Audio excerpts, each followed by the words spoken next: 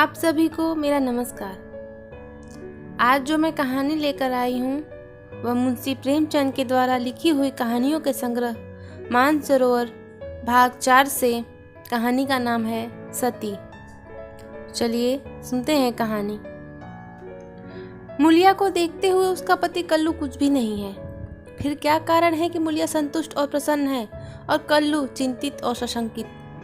मुलिया को कौड़ी मिली है, उसे दूसरा कौन पूछेगा। कल्लू को रत्न मिला है, उसके सैकड़ों ग्राहक हो सकते हैं। खासकर उसे अपने चचेरे भाई राजा से बहुत खटका रहता है।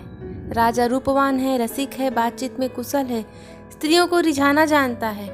इससे कल्लू मुलिया को बाहर नहीं निकलने देता। उस पर किसी की निगाह भी पड़ जाए यह उसे असह्य है। अब वह रात दिन मेहनत करता है जिससे मुलिया को किसी बात का कष्ट न हो। उसे न जाने किस पूर्व जन्म के संस्कार से ऐसी स्त्री मिल गई है। उस पर प्राणों को न्यौछावर कर देना चाहता है। मुलिया का कभी सिर भी दुखता है तो उसकी जान निकल जाती है। मुलिया का भी यह हाल है कि जब तक वह घर नहीं आ जाता मछली की भांति तड़पती रहती है। गांव में कितने ही युवक हैं जो मुलिया से छेड़छाड़ करते रहते हैं, पर उस युवती की दृष्टि में कुरूप कलुआ संसार भर में आदमियों से अच्छा है। एक दिन राजा ने कहा, भाभी भैया तुम्हारे जोग न थे। मुलिया बोली, भाग में वह तो लिखे थे तो तुम कैसे मिलते। राजा ने मन में समझा, बस अब मान लिया। बोला, विधि ने यही तो भूल की। मुलिया मुस्कुराकर बोली, अपनी भूल तो वही सुधारेगा। राजा निहाल हो गया। तीज के दिन कल्लू मुलिया के लिए लट्ठे की साड़ी लाया। चाहता तो था कोई अच्छी साड़ी ले, पर रुपए न थे और बजाज ने उधार न माना। राजा भी उसी दिन अपने भाग्य की परीक्षा करना चाहता था। एक सुंदर चुनरी लाकर मुलिया को भेंट दी। मुलिया ने कहा, मेरे लिए तो साड़ी आ गई है। राजा बोला, मैंने देखी है तभी तो मैं इसे लाया, तुम्हारे लायक नहीं है। भैया को किफायत भी सूझती है तो ऐसी बातों में। मुलिया कटाक्ष करके बोली, तुम समझा क्यों नहीं देते। राजा पर एक कुल्हड़ का नशा चढ़ गया। बोला, बूढ़ा तोता नहीं पड़ता है। मुलिया, मुझे तो लट्ठे की साड़ी ही पसंद है। राजा, जरा यह चुनरी पहन कर देखो कैसी खिलती है। मुलिया, जो लट्ठा पहनाकर खुश होता है वह चुनरी पहन लेने से खुश न होगा। उन्हें चुनरी पसंद होती तो चुनरी ही लाते। राजा, उन्हें दिखाने का काम नहीं है। मुलिया विस्मय से बोली, मैं क्या उनसे बिना पूछे ही ले लूंगी। राजा, इसमें पूछने की कौन सी बात है, जब वह काम पर चला जाए पहन लेना, मैं भी देख लूंगा। मुलिया ठट्ठा मार कर हंसती हुई बोली, यह न होगा देवर जी, कहीं देख ले तो मेरी सामत ही आ जाए, इसे तुम लिए जाओ। राजा ने आग्रह करके कहा, इसे न लोगी भाभी तो मैं जहर खा के सो रहूंगा। मुलिया ने साड़ी उठाकर आले पर रख दी और बोले, अच्छा लो, अब तो खुश हुए। राजा ने उंगली पकड़ी, अभी भैया तो नहीं है, जरा पहन लो। मुलिया ने अंदर जाकर चुनरी पहन ली और फूल सी महकती दमकती बाहर आई। राजा ने पहुंचा, पकड़ने को हाथ फैलाया, ऐसा जी चाहता है कि तुम्हें लेकर भाग जाऊं। मुलिया उसी विनोद भाव से बोली, जानते हो तुम्हारे भैया का क्या हाल होगा। यह कहते हुए उसने किवाड़ बंद कर लिए। राजा को ऐसा मालूम हुआ कि थाली परोसकर उसके सामने से उठा ली गई। मुलिया का मन बार बार करता कि चुंदरी कल्लू को दिखा दे, पर नतीजा सोच के रह जाती थी। उसने चुंदरी क्यों रख ली। उसे अपने ऊपर क्रोध आ रहा था, लेकिन राजा को कितना दुख होता। क्या हुआ, उसकी चुंदरी क्षण भर पहन लेने से उसका मन तो रह गया, लेकिन उसके प्रशांत मानस सागर में एक कीट आकर उसे मत रहा था। उसने क्यों चुंदरी रख ली। क्या यह कल्लू के साथ विश्वासघात नहीं है। उसका चित्त इस विचार से विकल हो गया। उसने मन को समझाया, विश्वासघात क्यों हुआ, इसमें विश्वासघात की क्या बात है। कौन वह राजा से कुछ बोली, जरा सा हंस देने से अगर किसी का दिल खुश हो जाए तो इसमें बुराई क्या है। कल्लू ने पूछा, आज रज्जू क्या करने आया था। मुलिया की देह थर थर कांपने लगी। बहाना कर गई, तंबाकू मांगने आए थे। कल्लू ने भवें सिकोड़ कर कहा, उसे अंदर मत आने दिया करो, अच्छा आदमी नहीं है। मुलिया, मैंने कह दिया तंबाकू नहीं है तो चले गए। कल्लू ने अब की तेजस्विता के साथ कहा, क्यों झूठ बोलती हो, वह तंबाकू मांगने नहीं आया था। मुलिया, तो यहाँ क्या करने आते। कल्लू, चाहे जिस काम से आया हो, तंबाकू मांगने नहीं आया था। वह जानता था मेरे घर में तंबाकू नहीं है, मैं तंबाकू के लिए उसके घर गया था। मुलिया की देह में काटो तो लहू नहीं, चेहरे का रंग उड़ गया। सिर झुकाकर बोली, मैं किसी के मन का हाल क्या जानूं। अब तीज का रत जगा था। मुलिया पूजा का सामान कर रही थी, पर इस तरह जैसे मन में जरा भी उत्साह, जरा भी श्रद्धा नहीं। उसे ऐसा मालूम हो रहा था उसके मुंह में कालिमा पुत गई है और वह कल्लू की आंखों से गिर गई है। उसे अपना जीवन निराधार सा जान पड़ता था। सोचने लगी, भगवान ने मुझे यह रूप ही क्यों दिया? यह रूप न होता तो राजा मेरे पीछे क्यों पड़ता, और आज यह मेरी गत होती। मैं काली को रूप रखकर इससे कहीं सुखी रहती। तब तो मन इतना चंचल न होता। जिन्हें रूप की कमाई खानी है वह रूप पर फूले। यहाँ तो इसने मटिया मेट कर दिया। न जाने कब उसे झपकी आ गई तो देखती है कल्लू मर गया और राजा घर में घुसकर उसे पकड़ना चाहता है। उसी दम एक वृद्धा स्त्री न जाने किधर से आकर उसे अपनी गोद में ले लेती और कहती है, तूने कल्लू को क्यों मार डाला? मुलिया रोकर कहती, माता मैंने उन्हें नहीं मारा। वृद्धा कहती है, हाँ तूने छुरी कटार से नहीं मारा। उस दिन तेरा तप छीन हो गया और वह इसी से मर गया। मुलिया ने चौकन्नी आंखें खोल दी। सामने आंगन में कल्लू सोया हुआ था। वह दौड़कर उसके पास गई और उसकी छाती पर सिर रखकर फूट फूट कर रोने लगी। कल्लू ने घबराकर पूछा, कौन है मुलिया? क्यों रोती हो? क्या डर लग रहा है? मैं तो जाग ही रहा हूँ। मुलिया ने सिसकते हुए कहा, मुझसे आज एक अपराध हुआ है, उसे क्षमा कर दो। कल्लू उठ बैठा। क्या बात है, कहो तो, रोती क्यों हो? मुलिया, राजा तंबाकू मांगने नहीं आया था, मैंने तुमसे झूठ कहा था। कल्लू हंसकर बोला, वो तो मैं पहले ही समझ गया था। मुलिया, वह मेरे लिए चुंदरी लाया था, तुमने लौटा दी? मुलिया कांपती हुई बोली, मैंने ले ली, कहते थे मैं जहर खा लूंगा। कल्लू निर्जीव की भांति खाट पर गिर पड़ा और बोला, तो रूप मेरे बस का नहीं है, देव ने कुरूप बना दिया तो सुंदर कैसे बन जाऊं। कल्लू ने अगर मुलिया को खौलते हुए तेल में डाल दिया होता तो भी उसे इतनी पीड़ा न होती।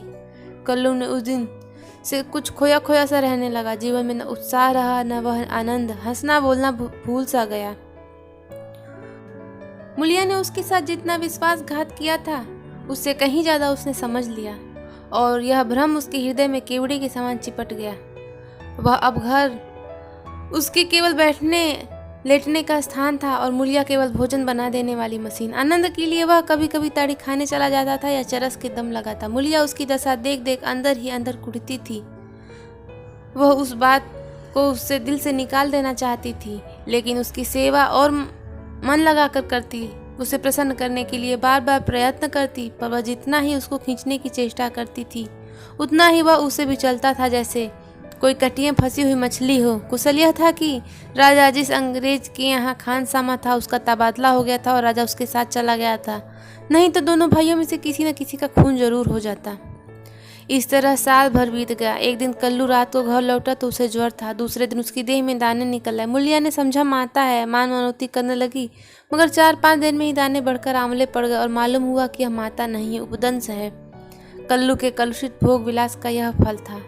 रोग इतनी भयंकरता से बढ़ने लगी कि आंवले में मवाद पड़ गया और उसमें से ऐसी दुर्गंध उठने लगी कि पास बैठते नाक फटती थी। देहात में जिस प्रकार का उपचार हो सकता था वह मुलिया करती थी, पर कोई लाभ न होता और कल्लू की दशा दिन दिन बिगड़ती जाती थी। उपचार की कसर में वह अबला अपनी स्नेहमय सेवा से पूरी करती थी।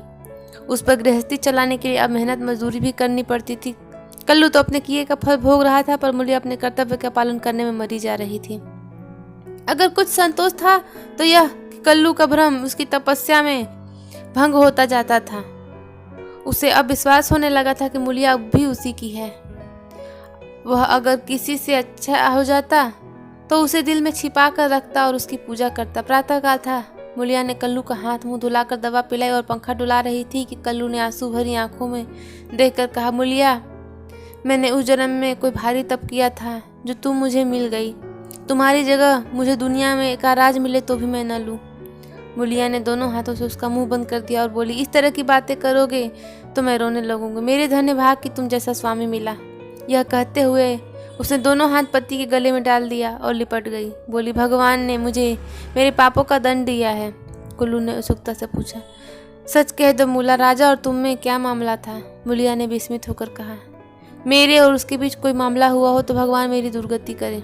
उसने मुझे चुंदरी दी थी, वह मैंने ले ली थी, फिर मैंने उसे आग में जला दिया। तब से मैं उससे नहीं बोली।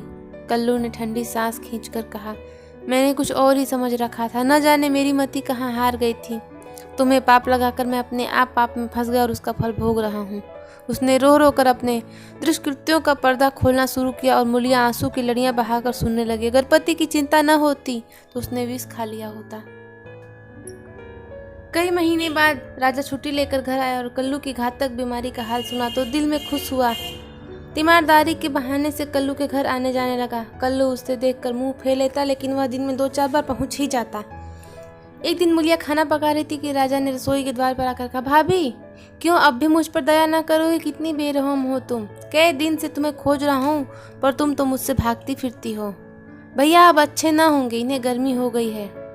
इनके साथ क्यों अपनी ज़िंदगी खराब कर रही हो? तुम्हारी फूल सी देह सूख गई है, मेरे साथ चलो, कुछ ज़िंदगी की बहार उड़ाएं। यह जवानी बहुत दिन न रहेगी। यह देखो तुम्हारे लिए करण फूल लाया हूँ, जरा पहनकर मुझे दिखा दो।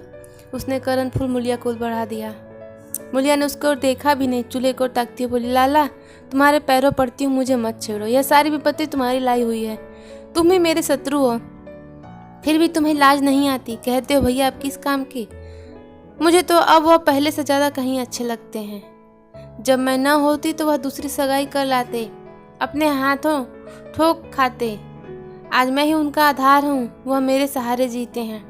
अगर मैं इस संकट में उनके साथ दगा करूँ तो मुझसे बढ़कर अधम कौन होगा? मैं जानती हूँ कि जबकि इस संकट का कारण भी मैं ही हूँ।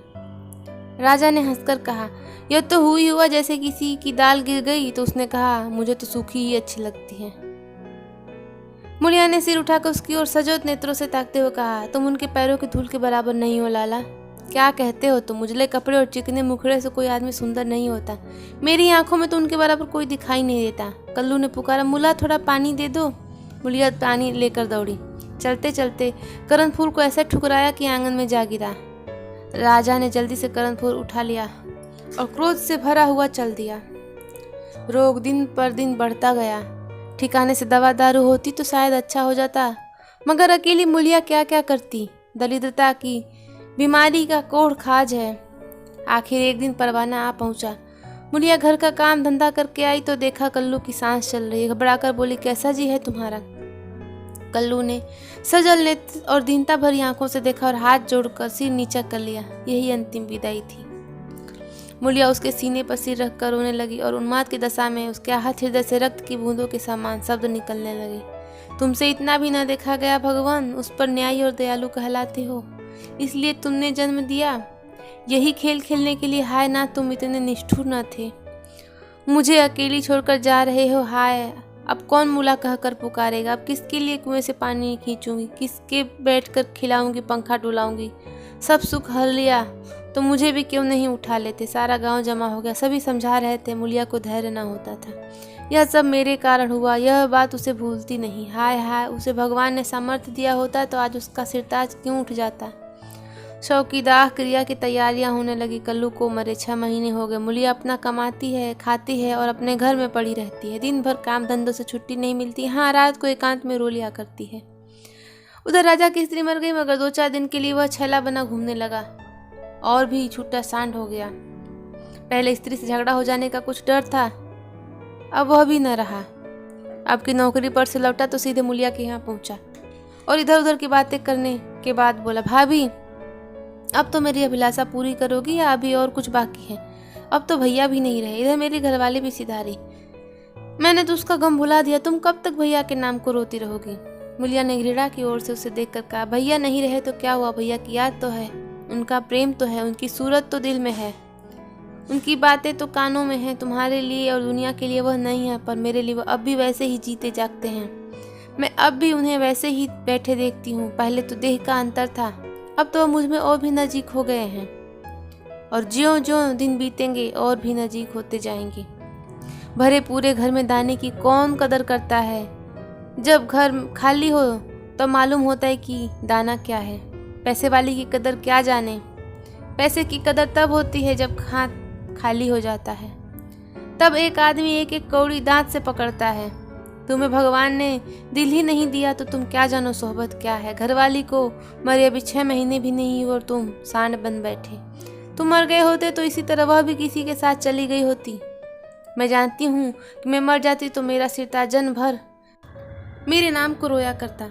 ऐसे ही पुरुषों की स्त्रियां उन पर प्राण देती हैं। तुम जैसे सोहदों के भाग में पत्तल चाटना लिखा है, चाटो मगर खबरदार आज से मेरे घर में पाँव न रखना, नहीं तो जान से हाथ धोओगे, बस निकल जाओ। उसके मुख पर ऐसा तेज स्वर में इतनी कटुता थी कि राजा को जबान खोलने का भी साहस न हुआ और चुपके से निकल भागा। आपको ये कहानी कैसी लगी जरूर बताइएगा और मेरे चैनल को सब्सक्राइब कर दीजिएगा, वीडियो को लाइक कर दीजिएगा। मिलते हैं अगली कहानी के साथ, तब तक के लिए नमस्कार।